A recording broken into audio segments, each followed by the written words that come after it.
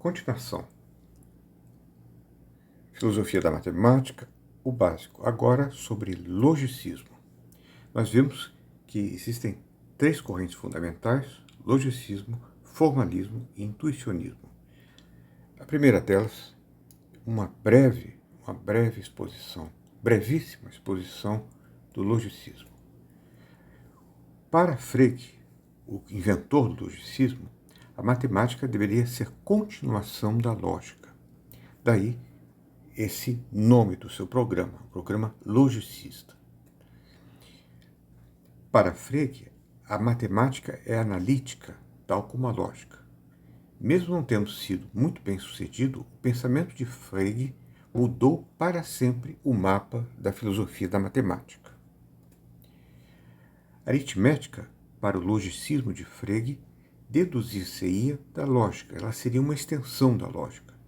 Para Frege, a matemática deveria ser um conhecimento a priori, ou seja, independente da experiência empírica, como a própria lógica. Ele tentou deduzir a aritmética, pelo menos, da lógica simbólica por ele mesmo desenvolvida e da teoria dos conjuntos que ele considerava pertencendo à lógica. O pressuposto era o de que a matemática precisaria ter como referência objetos abstratos, mais fundamentalmente os números. Afinal, os números são a base da matemática. Além disso, Frege era um platonista. Uma coisa importante que Frege percebeu é que números não são propriedades das coisas, mas dos conceitos que temos das coisas. Demonstração. Se alguém chega e pergunta qual é o número, nós não saberemos o que fazer. Aponta para isso aqui e diz qual é o número. Nós não saberemos. Número de quê? De letras? Número de cores? O exemplo aqui é o do livro. Se for esse livro, será o número 1. Se for páginas de livro, eu tenho que contá-las, são 289. Se for palavras no livro, o número será 26.746. Se forem letras, será 100 e não sei quantos mil. Ou seja, o número, Frege demonstra, está apregado aos conceitos, sejam eles de livro, de páginas de livro, palavras de livro. Você tem que ter sempre um conceito. Tem que ser o número de um conceito.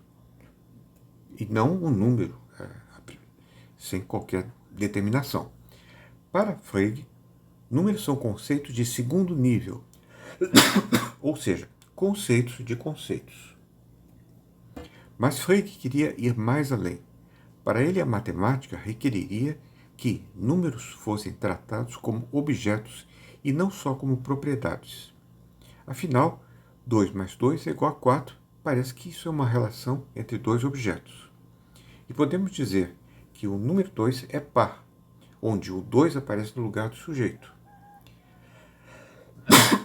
Além disso, Frege, como já disse, era um platonista. Ele estava na realidade dos números, realidade abstrata. O candidato natural para essa ideia é o conceito de conjunto. Frege usava o conceito de Wertverlauf, que é o de conjunto de objetos que caem sob um conceito. Daí que a intuição genial de Frege foi a de que o número poderia ser entendido como conjunto de todos os conjuntos, tais que cada membro de um conjunto tem a relação de 1 para 1 com um correspondente membro do outro conjunto, e assim sucessivamente. Seria a chamada relação de equinumerosidade entre conjuntos. Assim, explicando intuitivamente, o conjunto das duplas poderia ser o número 2. Por quê? Ele constitui-se numa dupla que é o par de sapatos, noutra dupla que é um casal, outro que é de dois hemisférios cerebrais encontrados, outra é de gêmeos tipófagos, e assim por diante. Então, o conjunto de todas as duplas é o mesmo que o número 2. Números são conjuntos de um mesmo tipo, como diria Russell.